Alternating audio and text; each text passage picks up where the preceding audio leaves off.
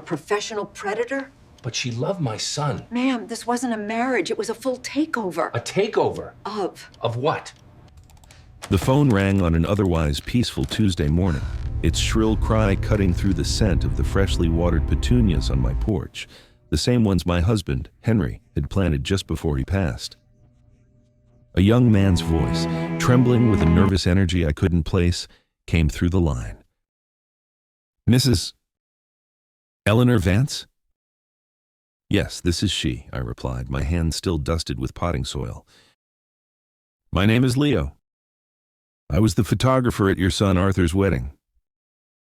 My heart gave a little squeeze of warmth. 6 months had passed since that beautiful, chaotic day.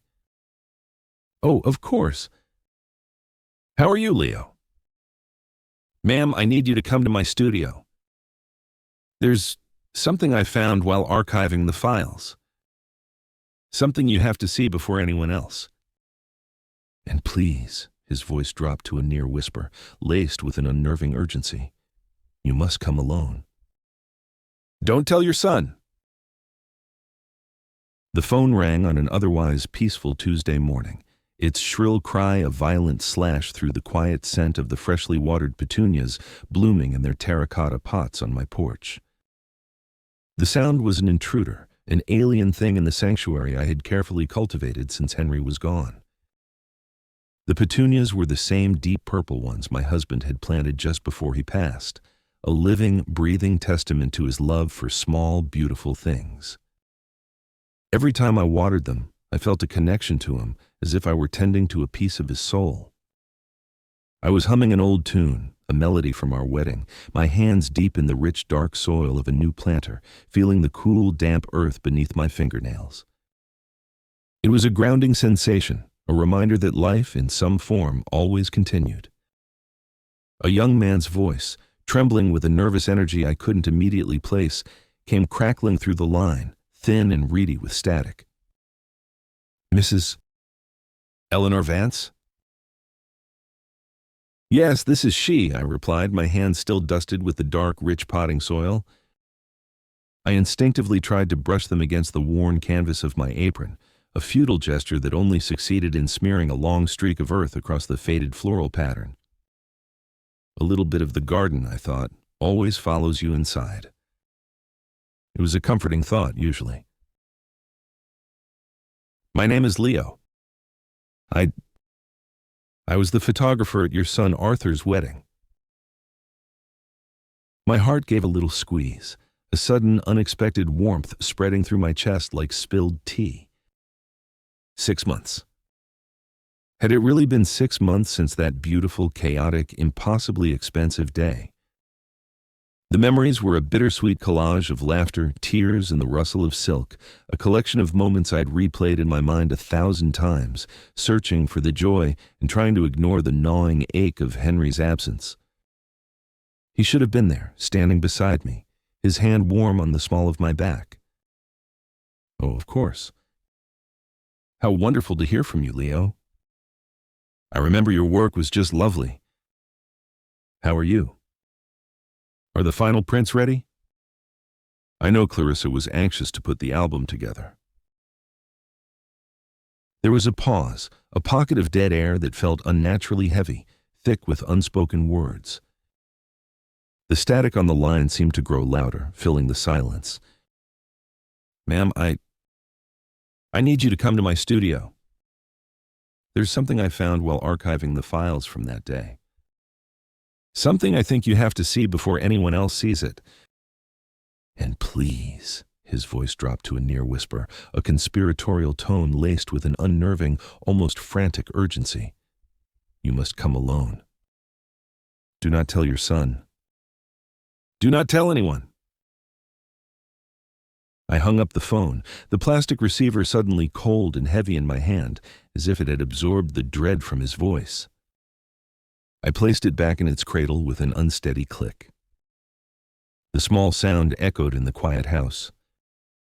A sudden, inexplicable chill seeped deep into my bones, a creeping frost that had nothing to do with the warm Denver sun streaming through the windows. My hands, only moments ago warm from the soil, now felt like blocks of ice. I stared at them, at the dirt caked under my fingernails, and felt a profound sense of dislocation, as if I were observing someone else's body.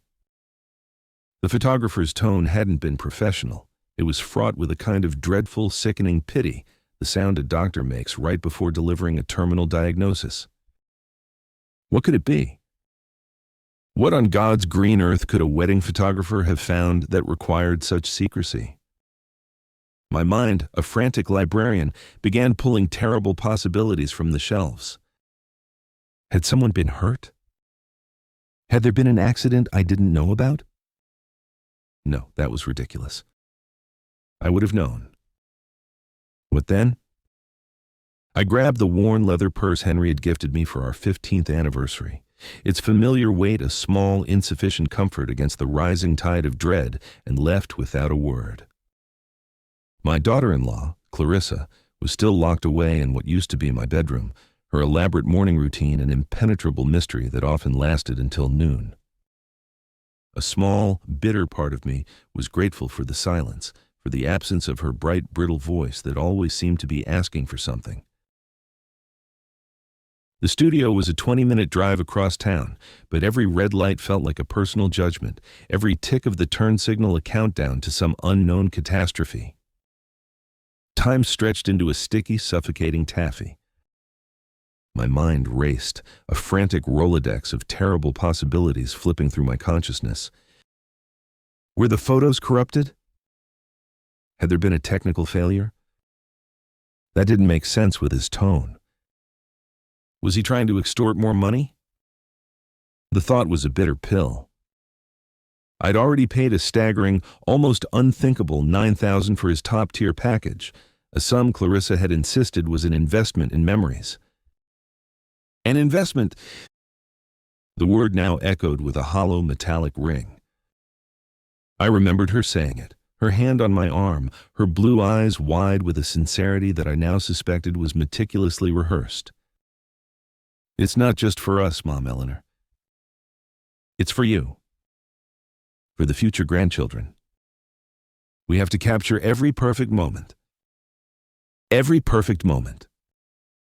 I had written the check without a second thought, caught up in the fantasy she was selling, the intoxicating vision of my son's happiness. When I pulled up to the modest storefront, tucked between a laundromat that smelled of bleach and a vape shop with blacked-out windows, Leo was waiting by the door, his posture so tense he looked like a tightly wound spring. He couldn't have been more than 30, with dark, hollowed-out circles under his eyes that spoke of sleepless nights and a burdened conscience. He looked haunted, like a man who had seen something he couldn't unsee, and the sight of him sent another wave of cold fear through me. "Thank you for coming so quickly, Mrs. Vance," he said, his voice hushed as if we were in a library or a morgue. He didn't meet my eyes, instead focusing on a spot somewhere over my shoulder. He led me past the cheerful reception area, with its sample albums of smiling couples frozen in moments of pure, unadulterated hope, and into a small, dimly lit room at the back of the studio. The air smelled of dust, hot digital equipment, and the faint metallic scent of fear. On a massive computer monitor, dozens of wedding photos glowed like captured memories, tiny windows into a day I thought I knew. I saw Arthur's face, beaming with a love so pure it was almost painful to look at. I saw myself, dabbing a tear from my eye during the vows. I saw the towering cake, the cascades of orchids. It all looked so perfect. So real. "I hate this. I truly hate being the messenger here," he began, his fingers hovering nervously over the mouse, trembling slightly. His knuckles were white. "But if this were my mother, if this was my family, I'd want someone to tell her the truth. I'd want someone to give her the choice." He clicked, and a hidden folder, ominously labeled MISC Archive, opened.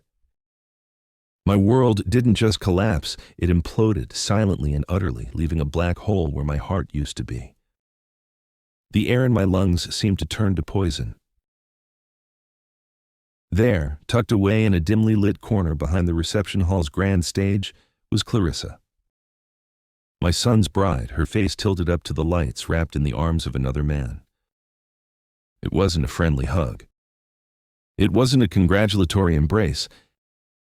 It was a kiss of searing, desperate intimacy, her body pressed against his with a familiarity that screamed of a long and storied history. On her face was an expression I had never seen before, not at the barbecue where she'd met Arthur, not during the whirlwind courtship, not even when she looked at my son as she walked down the aisle.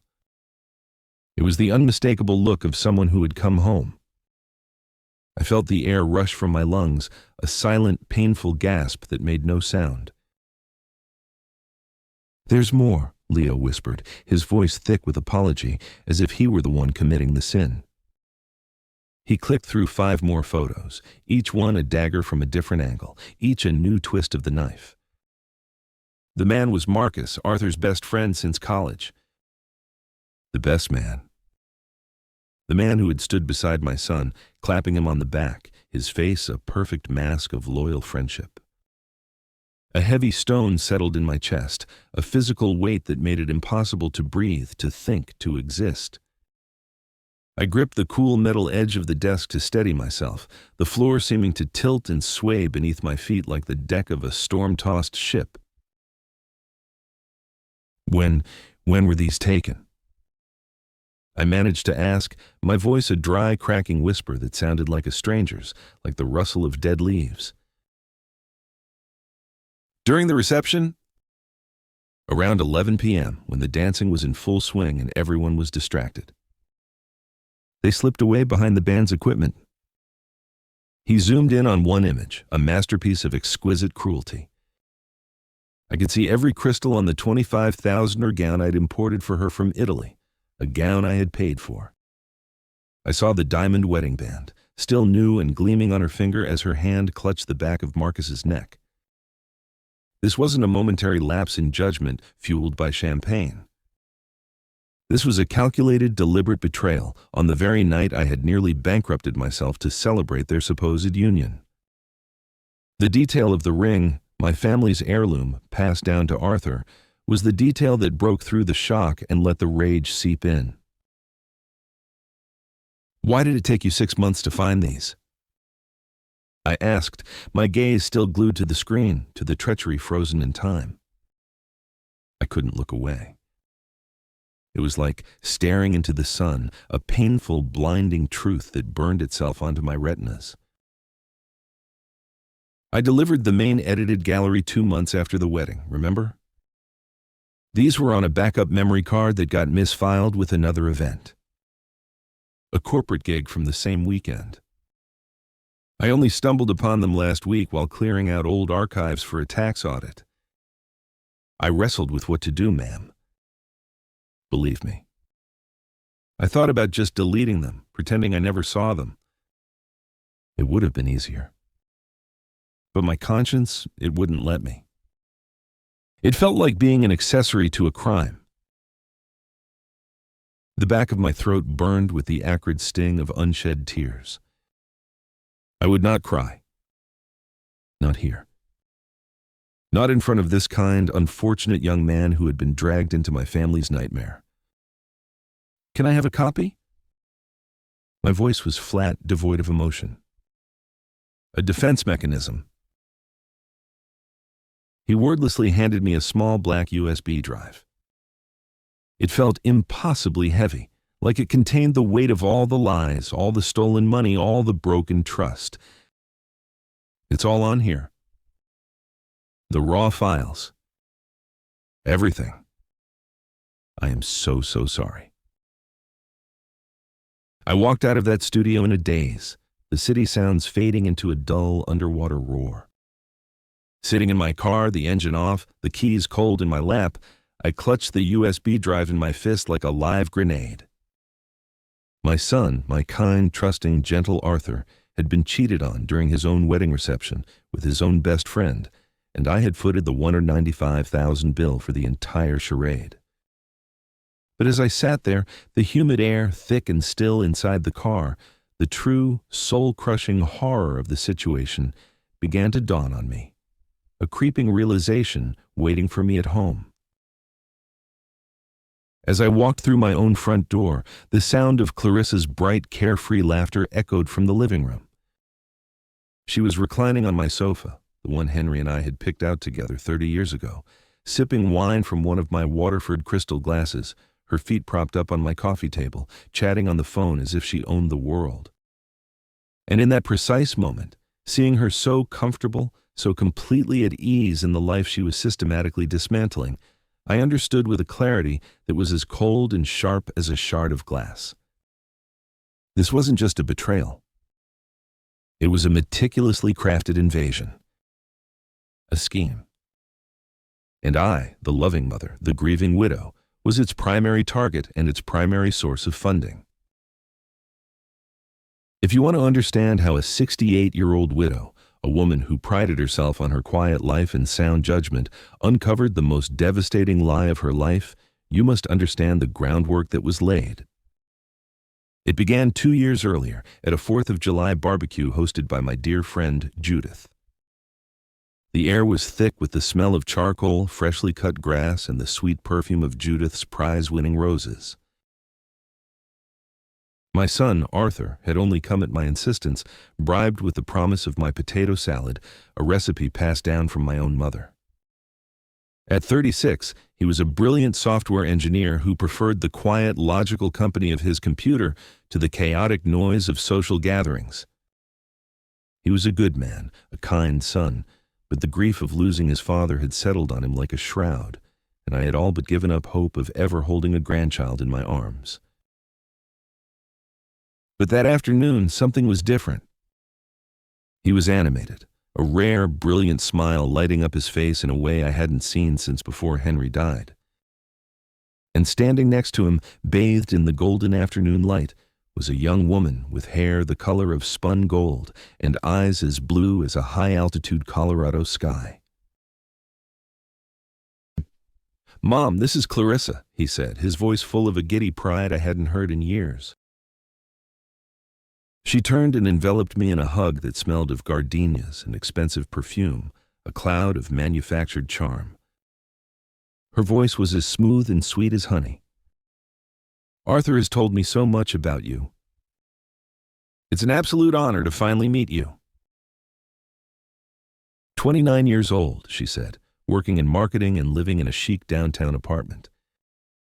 She listened with rapt attention as I spoke, her head tilted, her blue eyes wide with what I mistook for sincere interest. I was instantly and foolishly charmed. It had been 6 long, quiet years since my Henry had passed from a sudden massive heart attack, leaving me a widow at 62. The silence in the house had become a physical presence, a constant companion. I had forgotten the sheer, unadulterated joy of seeing my son truly happy. And I was so desperate to see it again, I would have believed anything. Clarissa began to visit our home in Crestwood Hills often, always armed with a reason, a pretext. She'd bring a gourmet dessert from a bakery I couldn't afford, ask for one of my old recipes, or seek my advice on a work matter she framed in a way that made me feel wise and needed. She started calling me Mom Eleanor, a phrase that dripped with a cloying sweetness I mistook for genuine affection. It was a key turning a lock I didn't even know was rusted shut. "Mom Eleanor, you have to show me how to make that beef stew Arthur loves so much. He talks about it all the time. Mom Eleanor, you have such incredible taste. I'm so lost with home decor. Could you help me pick out some curtains? Mom Eleanor, you're the mother-in-law every girl dreams of. I'm so lucky." Foolishly, I drank it all in like a woman dying of thirst. My house, a sturdy 3-bedroom ranch in a quiet, tree-lined neighborhood, was my sanctuary. Henry and I had bought it 35 years ago, pouring our lives and our love into every floorboard, every rosebush, every squeaky hinge. When he died, I was left with the paid-off house, nearly $1 million in savings and life insurance, and our pensions. I was comfortable, not extravagantly wealthy, but secure. Every corner of that home held a memory of Henry. The apple tree he planted in the backyard the year Arthur was born, the worn spot on the leather armchair where he read the paper every morning, the faint, lingering scent of his aftershave I could still sometimes catch in the hall closet. Arthur grew up within those walls. But when Clarissa looked around, her gaze was different. It wasn't the appreciative glance of a guest, it was the sharp, calculating assessment of a property appraiser taking inventory. I didn't see it then. My loneliness was a veil over my eyes. I only saw a daughter. A year later, Arthur proposed beneath that very apple tree. I wept with joy, my tears watering the roots his father had planted. "Mom, I want to give you the daughter you've always deserved," he told me, holding me tight, his voice thick with emotion. 3 months after that, they sat across from me in my living room, on the very sofa where Henry and I had decided to start a family. They were talking about the wedding. "Va! Mom, we want it to be perfect, something truly special, but we're on a tight budget right now with me starting my new project," Arthur began, while Clarissa made a masterful show of protesting. "Oh, honey, we can keep it simple. Your mother doesn't need to worry about us. We can go to the courthouse. All that matters is us." It was a masterful performance, a perfectly executed pincer movement. 2 weeks after I'd tearfully, gratefully promised to pay for everything, Clarissa arrived at my home with a heavy leather-bound portfolio of wedding catalogs. She spread them across my kitchen table, the very table where Henry and I had planned our future, and began her velvet-gloved assault on my life savings. "Mom Eleanor, look at this venue. Isn't it a dream?" She pointed to a sprawling mountain estate with cascading floral arrangements, crystal chandeliers, and a price tag that made my breath catch in my throat. Each page she turned was a fresh wave of sticker shock that left me dizzy. "Clarissa, honey, isn't this a bit extravagant?" I asked gently, trying to keep the panic out of my voice. She took my hand, her own soft and manicured. Her blue eyes were wide and earnest, shimmering with unshed tears. Her voice dropped to a conspiratorial whisper, a secret just between us girls. "I know it's a lot, but you deserve a perfect day, Mom. Arthur is your only son. This is a once-in-a-lifetime moment." And she paused, biting her lip as if steeling herself to share a painful truth. "I don't have a mother. She passed away when I was a girl. You're the only mother I've ever really known. I want this day to be special for you too. A day you can be proud of." My throat tightened. The words were a tactical nuclear strike against my deepest vulnerabilities, my love for my son, my grief for my husband, and my own secret longing for a daughter. How could I refuse after that? "All right," I heard myself say, the word feeling like it was pulled from someone else's throat. "Let's make it beautiful." Her smile was blinding, a flash of triumph I mistook for joy. From that moment, Clarissa was in complete control. She selected every vendor, made every decision, always framing it as a tribute to me or Arthur. "Mom Eleanor, this caterer is the absolute best. They do a shrimp tower and a prime rib carving station. It's $70,000. She said the number as if it were pocket change. It's pricey, but can you imagine the look on the guests' faces? They'll talk about it for years. I had never spent that much on food in my entire life combined. And the cake! She showed me a picture of a 7-tier behemoth covered in edible gold leaf. $5,500. And the dress. Oh, Mom, I found the one. She showed me a photo on her phone. An Italian designer, covered in thousands of hand-sewn crystals. $25,000.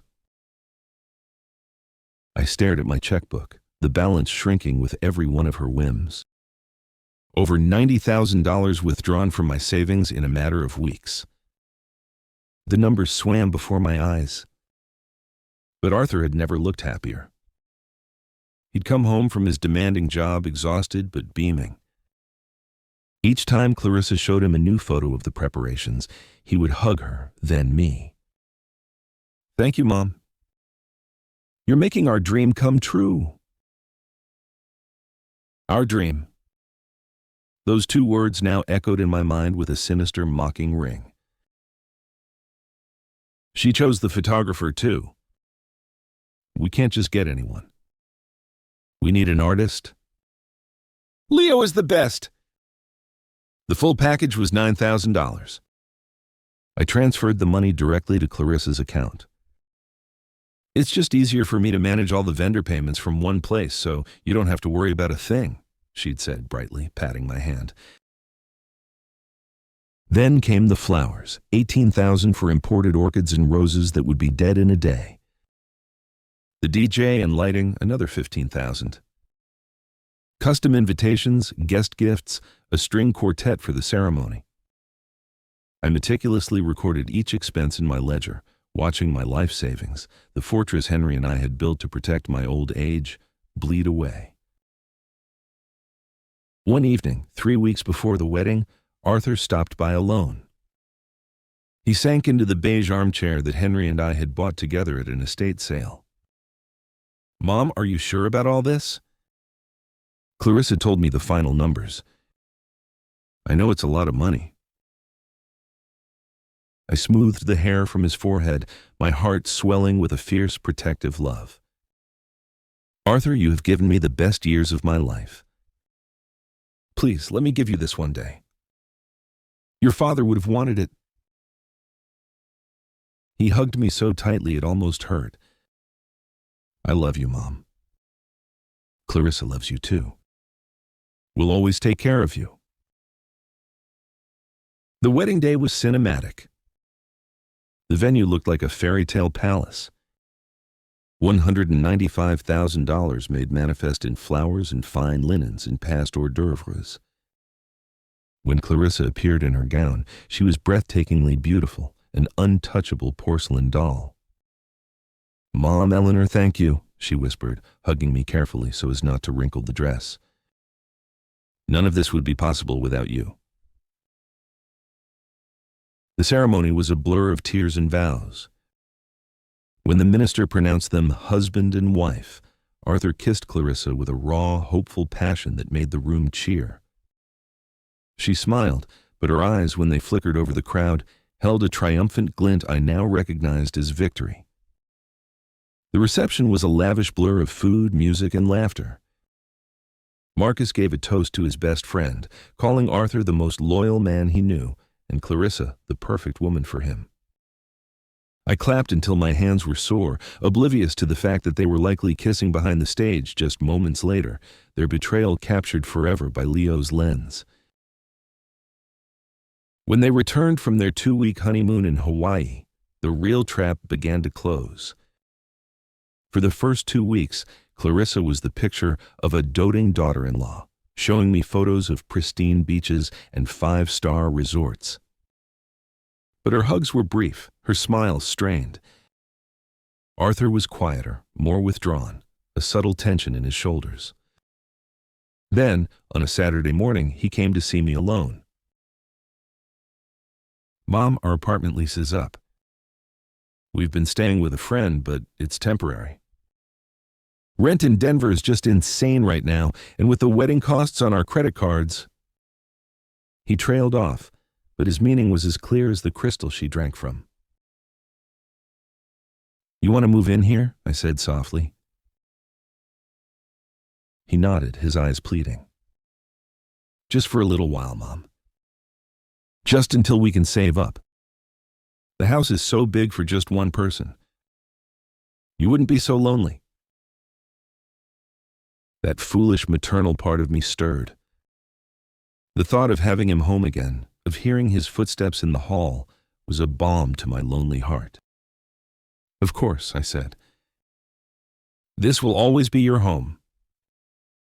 The relief that washed over his face was all the thanks I needed. They moved in the following weekend on a drizzly afternoon.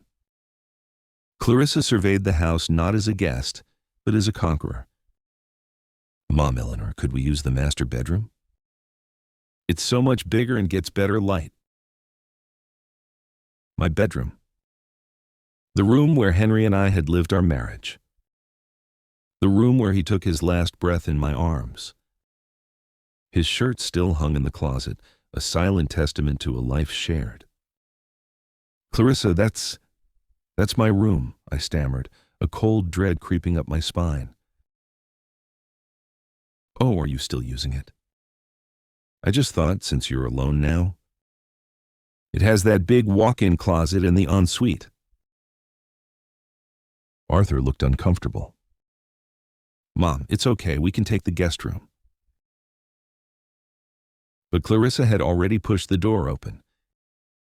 Oh, honey, look. It's perfect. We can fit our whole wardrobe in here. I felt a part of myself go numb, a strategic retreat of the soul. All right, I whispered, the word tasting like ash. You can have it. It took me 3 days to move my life into the small guest room at the front of the house. Every object, our wedding photo, the music box Henry gave me for our first Christmas, the quilt his mother had made, felt like a piece of my heart being carved out and put into storage. Clarissa didn't lift a finger. She sat on the sofa, scrolling through her phone, a queen surveying her new castle. The first few weeks were tense. I cooked and cleaned as I always had, an invisible servant in my own home. Then the criticism began, small erosions of my existence. Mrs. Vance, what is that smell? She asked one morning, wrinkling her nose as I prepared a stew from one of Henry's favorite recipes. It's so heavy. Arthur's trying to eat healthier now. The next day, she rearranged my entire kitchen. The spice rack my husband had built by hand was gone, the pots and pans hidden away in inconvenient cupboards. I organized for you, she announced with a bright, false smile. It was so cluttered. Then it was the furniture. This TV is an antique. These leather chairs are so dated. This whole house just feels like it belongs to an old person. I was 68. The words were small, sharp needles, each one a tiny puncture in my dignity. But I held my tongue for Arthur's sake. One evening, Marcus came over. Arthur was working late.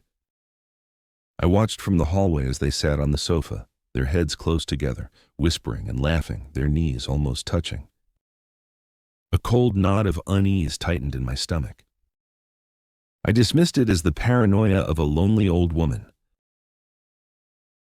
A month after they moved in, Clarissa approached me with a stack of home decor magazines. You have such a wonderful home, Mom, Eleanor. So much potential. But it really needs a few updates. A modern touch would increase the property value immensely. I don't have money for renovations, Clarissa.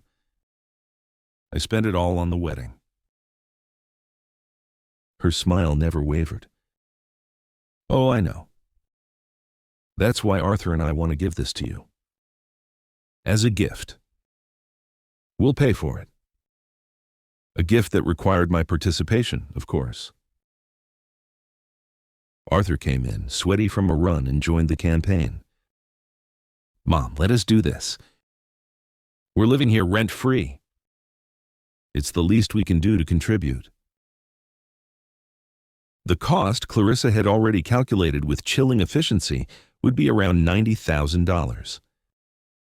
But you'd only have to pay half, Arthur added quickly, seeing the look on my face. We'll cover the rest. $45,000. It felt like extortion. But under their combined pressure, I eventually relented. The day the contractor, a man named George, who seemed to take all his orders from Clarissa, arrived, she directed him like a general planning an invasion. This wall comes down. That floor gets ripped out. The whole kitchen needs to be gutted. Tear down a wall? I gasped. Henry built those shelves. Trust me, she said, her eyes glinting. It'll open up the space. It'll be so much better. The final quote was $95,000. I wrote the check for my half.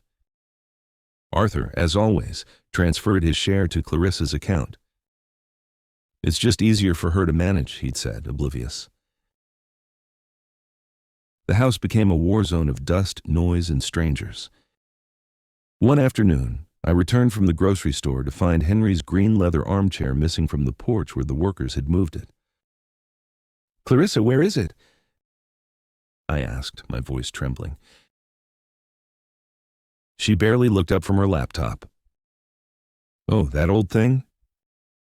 I had the workers haul it to the dump. It was torn and the leather was all cracked. It smelled musty. Honestly, no one keeps furniture like that anymore. I felt the blood drain from my face. That was his chair. The place he sat. The indent in the cushion was still his. You threw it away? Yeah. And that old grandfather clock from the hall, too. It was so loud it kept waking me up. I gave it to George's mother. Apparently, she likes antiques. The clock Henry had bought on our honeymoon in Germany. The clock whose chimes had marked the hours of our life together. The clock that had stopped at the exact moment he died. You had no right! I finally screamed, the sound ripping from my throat. Those were Henry's. They were my memories. For the first time since I'd met her, her mask of sweetness dropped. Her eyes went flat and cold, devoid of any empathy. With all due respect, Eleanor, they were just things. Old, broken things. I was helping you modernize. You should be thanking me. Arthur rushed in from the backyard. What's going on? What's all the shouting? Your wife, I sobbed, pointing a shaking finger at her. She threw away your father's things. Clarissa immediately put on a wounded expression, her eyes welling with crocodile tears. I just got rid of a torn chair and a clock that didn't even work right. I thought I was helping. They weren't broken. I shouted, my voice raw with grief and rage. Arthur looked from my tear-streaked face to her pouting one, a man caught in a crossfire he didn't understand. Mom, I'm sure she didn't mean any harm. She was just trying to help. Help? That chair was where your father... My voice broke. I couldn't speak the words. Where your father read you stories. Where he held you when you were sick. Mom, it's just a chair. We can buy a new one. I stared at my son as if he were a complete stranger. Get out, I whispered, the words like stones in my mouth. Both of you. Get out of my sight. I locked myself in my little room, the sound of my own heart hammering in my ears. They weren't renovating my house. They were systematically erasing my life, one memory at a time. 2 months later, the work was done. The house was a sterile, lifeless expanse of white walls and gray tiles. It was a stranger's house, cold and impersonal, like a showroom. Isn't it amazing? Clarissa beamed. It looks so much more valuable now. Soon after, she taped a cleaning schedule to the new stainless steel refrigerator. Rules. In my own home. Dinner was at 7 p.m. sharp. No dirty dishes in the sink. I was to handle all daytime meals and laundry. My life was now managed by a 29-year-old usurper. I retreated into myself, a ghost in the halls of my own memories. Marcus became a near-permanent fixture, his visits timed with surgical precision for when Arthur was at work. One night I couldn't sleep. A knot of anxiety kept me tossing and turning. I heard voices from the living room, low and urgent. Cracking my door, I saw them silhouetted by the light of the television. I heard Clarissa's clear whisper. "Relax, baby. Just a little more time." He's so wrapped around my finger, and she's practically given up. Then a man's voice. "Marcus's? I'm tired of waiting, Claire. My creditors are calling daily. When are you going to get her to sign the power of attorney?" "I'm working on it." The old woman is more stubborn than she looks. But she'll break. She's lost her fight. I felt the air leave my lungs in a silent rush. "Once she signs," Marcus said, his voice a low growl of greed, "we sell the house, drain her accounts, and we're gone. A beach in Costa Rica sounds good." "And what about the idiot?" A soft, cruel laugh from Clarissa. "What about Arthur?" "He'll never know what hit him. He'll be too busy grieving his mommy's bad investments." The idiot. My son. My beautiful, trusting boy. I stumbled back to my bed, my body shaking uncontrollably. They were planning to take everything. Not just the money. Not just the house. They were planning to destroy my son and erase me from my own life. The next morning, I pretended nothing was wrong. I made coffee. I smiled. I played the part of the defeated old woman. A week later, after a staged dinner party where they praised my cooking, they made their move. Mom," Arthur began, pulling out a stack of papers from his briefcase. "Clarissa and I are worried about you. You've been so forgetful lately. You left the stove on the other night. A blatant, vicious lie."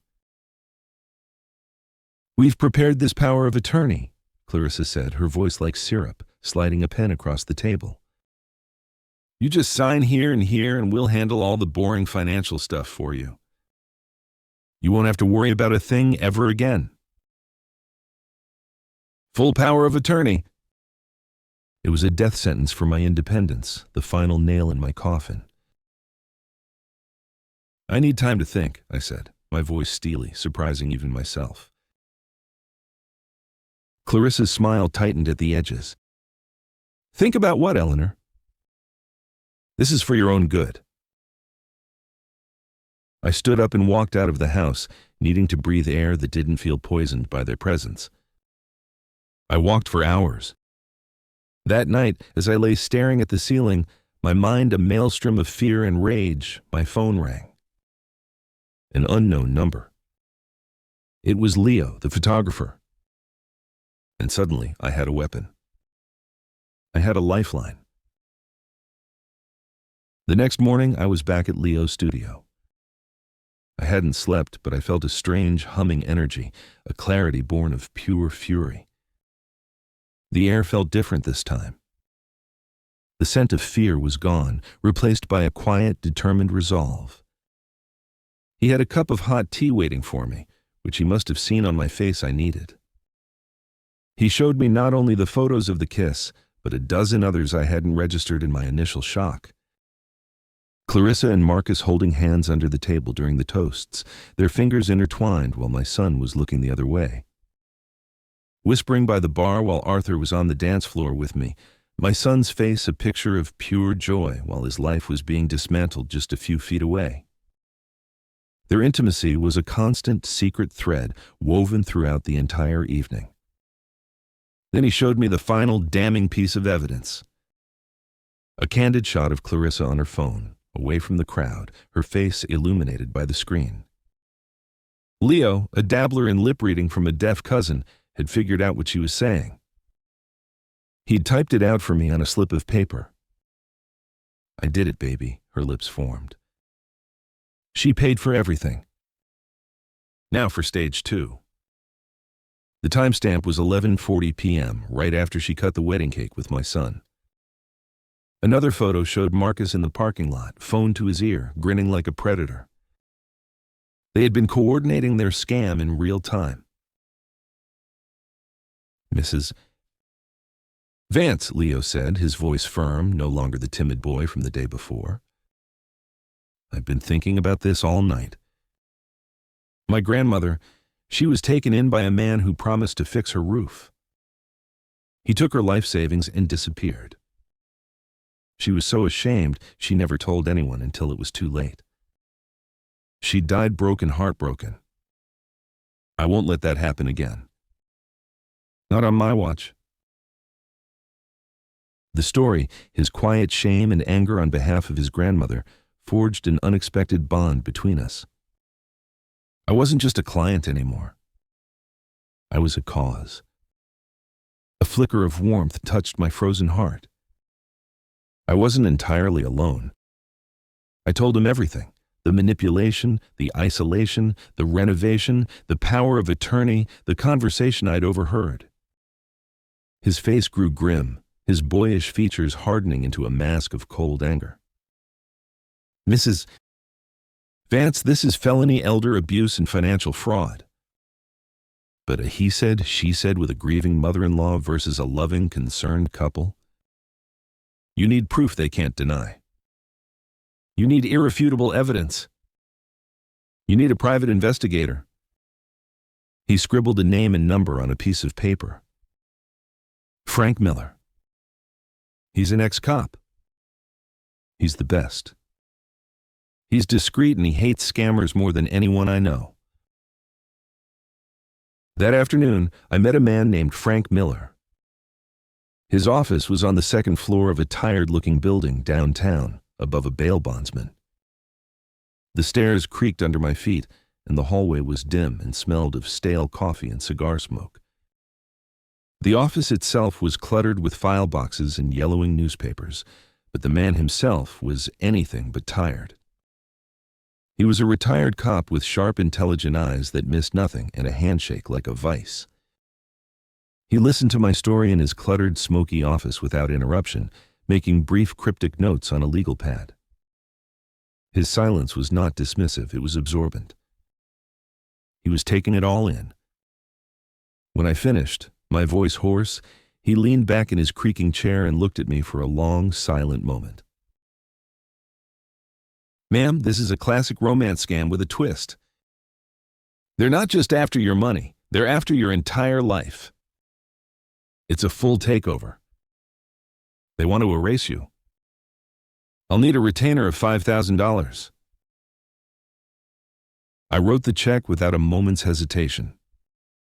It felt like the first money I'd spent in months that was actually an investment in my survival and my son's future. "I've already run a preliminary background check on my way here," he said, pulling out a notepad and surprising me with his foresight.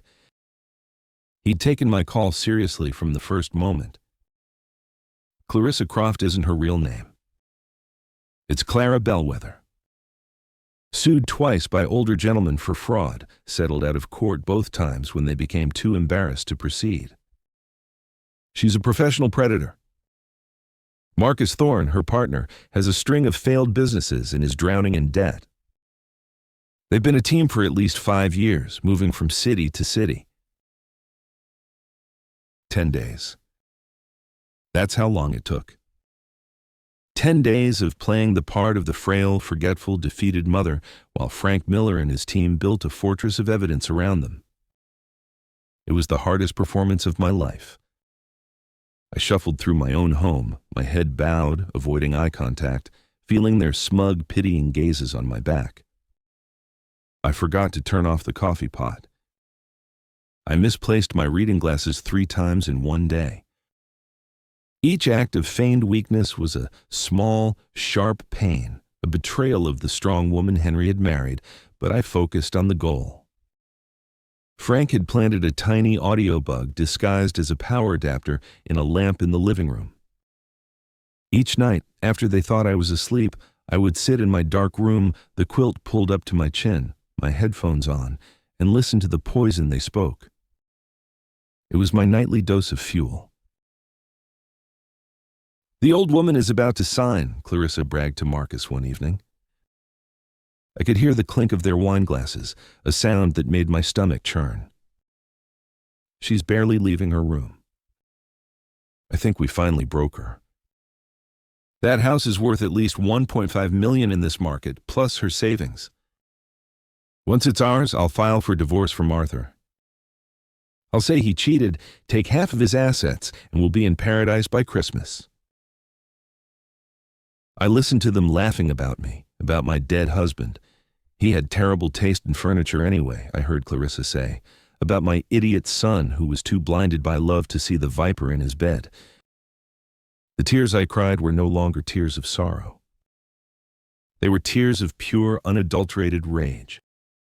Each word they spoke was another brick in the wall of their prison. On the 10th day, Frank delivered a 50-page report, bound in a plain blue folder. It contained everything: audio transcripts, financial records tracing my money from my account to Clarissa's, and then to shell companies belonging to Marcus, and sworn affidavits from her previous victims, men who were too embarrassed to press charges but were willing to speak now that they knew they weren't alone. I took it to a lawyer Frank recommended, David Chen, a brilliant, sharp-suited specialist in financial fraud whose office was the polar opposite of Frank's, all glass and steel and quiet efficiency. "Mrs. Vance," David said after reading the file, his expression grim, his fingers steepled under his chin. He had read for nearly an hour in complete silence, his focus absolute. "This is one of the most comprehensive and predatory cases of fraud I've ever seen. We can have them arrested tomorrow. They're facing serious prison time for this. Grand theft, conspiracy to commit fraud, elder abuse, the list is long." "No," I said quietly, my voice calm and clear in the silent office. The idea of them in prison felt too easy, too anonymous. "I don't want them in prison, feeding off the taxpayers. Not yet. I want my son to see who he married. I want my life back. And I want them to pay." David nodded slowly, a small, appreciative smile playing on his lips. He saw the steel in my spine. "Then we do this publicly. We set a trap of our own. Humiliation can be a far more effective punishment than incarceration." That evening, when Arthur pressed me again about the power of attorney, looking tired and worried, his brow furrowed with a concern that was both genuine and manipulated, I smiled a sweet grandmotherly smile that felt like a mask of clay on my face. "I've decided you're right. I'm going to sign it. But first, let's have a big family dinner at a restaurant this Saturday. A celebration. For our new chapter together." Clarissa's eyes lit up with a greedy triumph, so naked it was almost obscene. She practically vibrated with excitement. "A wonderful idea, Mom Eleanor. And after dinner you'll sign?" I reached out and patted her hand, the feel of her tense, wiry body making my skin crawl.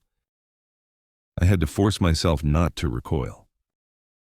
"Yes," I said, my voice burning with the promise of what was to come. After that dinner, everything will be finalized. Saturday arrived. I wore the same navy blue dress I'd worn to the wedding, a silent declaration of war. We met at a private room in an upscale downtown restaurant.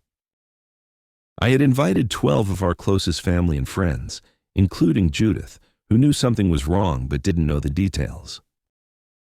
She simply squeezed my hand and whispered, "I'm here for you, whatever this is."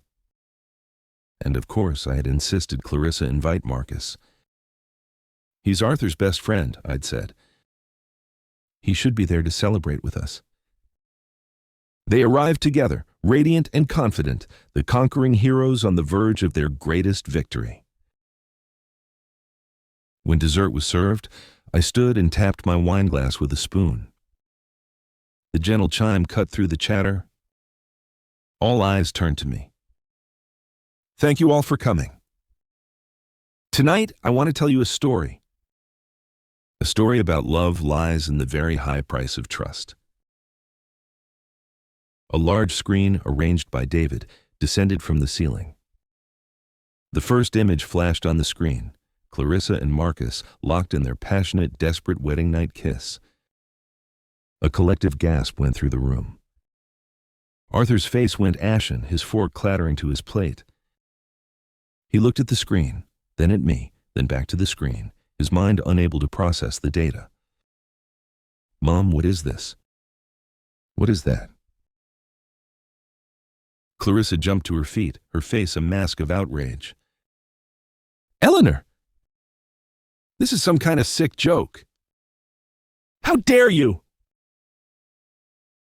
"Sit down," I commanded, my voice like ice imbued with a power I didn't know I possessed. "I'm not finished." Image after image followed. Holding hands under the table. Whispering by the bar.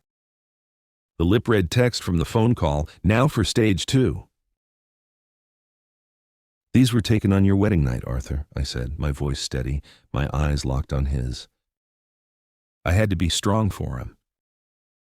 While you were celebrating with our family, your wife and your best friend were betraying you in the most profound way possible." "It's not what it looks like." Clarissa sobbed, turning to Arthur, her voice a practiced, desperate plea. "He was just comforting me. I was overwhelmed." "Liar!" I snapped and pressed play on the first audio recording. The room filled with her voice, dripping with contempt. "Relax, baby. The old woman's about to sign." Then the part about the house, the money, and her plan to divorce the idiot. "Shut it off!" Arthur roared, his voice cracking with a pain so immense it seemed to suck the air from the room. He had never raised his voice in his life. He slammed his fist on the table, making the glasses jump. He stared at Marcus, a look of pure, murderous betrayal on his face. "Play the next one." I did. The recording of them laughing about throwing away Henry's chair. The one where they plotted to sell the house and disappear. With each clip, Clarissa grew paler, and Marcus seemed to shrink in his chair, staring at his plate as if it held the secrets to the universe. When the last recording ended, a dead, heavy silence hung in the room. Arthur buried his face in his hands, his body shaking with deep, gut-wrenching sobs that tore at my own heart. Clarissa finally broke, her facade of victimhood shattering into 1,000 pieces, revealing the ugly, snarling creature beneath. So what? She has more money than she knows what to do with. It was just sitting there. She's an old woman. We were just speeding up the inevitable.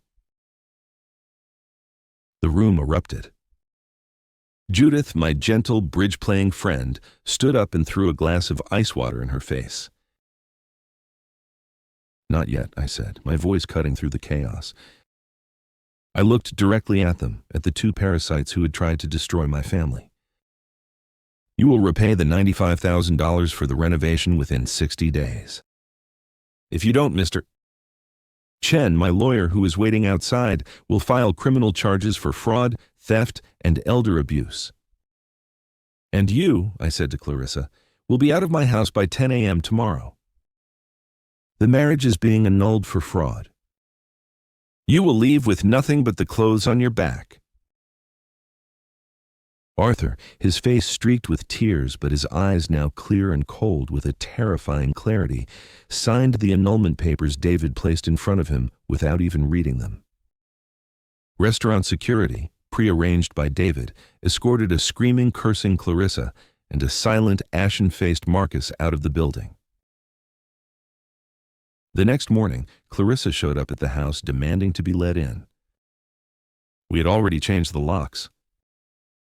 Through the intercom, David informed her that her 3 suitcases were on the curb and that she would be arrested for trespassing if she didn't leave. Her things were pushed out the door. She tried to plead with Arthur, crying his name, but he just stared at her through the window with dead eyes. "You have 60 days to pay the money," he said coldly, his voice flat, and shut the door in her face, on their life, forever.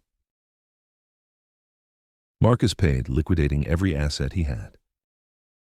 It took 2 years of garnished wages and selling his car, but he paid every last cent. The house, however, took longer to heal. Arthur and I worked together slowly, painfully, to undo the damage.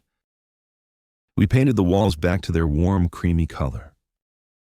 He spent months scouring antique shops and online classifieds, until one day he found it, a green leather armchair, worn and loved, almost identical to Henry's. When he brought it home, we both sat on the floor and wept for what we had lost and for what we were finding again. We rebuilt the wall. We replaced the cold gray tiles with warm hardwood. We brought our home, our sanctuary, back from the dead. It took time, but Arthur healed too. He started therapy. He learned to forgive himself for his blindness, for his desperate need to be loved. A year later, he met Sarah, a gentle, kind-hearted schoolteacher with honest eyes and a laugh that reached them. Their wedding was in our backyard, with 15 guests and a cake she baked herself. They live 10 minutes away now, in a small, cozy apartment. He calls every day. We have dinner every Sunday. We never heard from Clarissa again until a call came from a lawyer in Florida 2 years later. She had been arrested for scamming a wealthy businessman out of $500,000. She was sentenced to 6 years in prison. Justice, I've learned, has its own timetable. Tonight, I sit in Henry's chair, the grandfather clock chiming softly and reassuringly in the hall. From the kitchen, I can hear the sound of Arthur and Sarah laughing as they do the dishes. I look at the picture of Henry on the mantel, his kind eyes smiling back at me across the years. I protected our home, my love. I protected our son. I protected our memory. And in doing so, in the crucible of that betrayal, I found a strength I never knew I possessed. Those wedding photos were not the end of my story. They were the beginning of my liberation.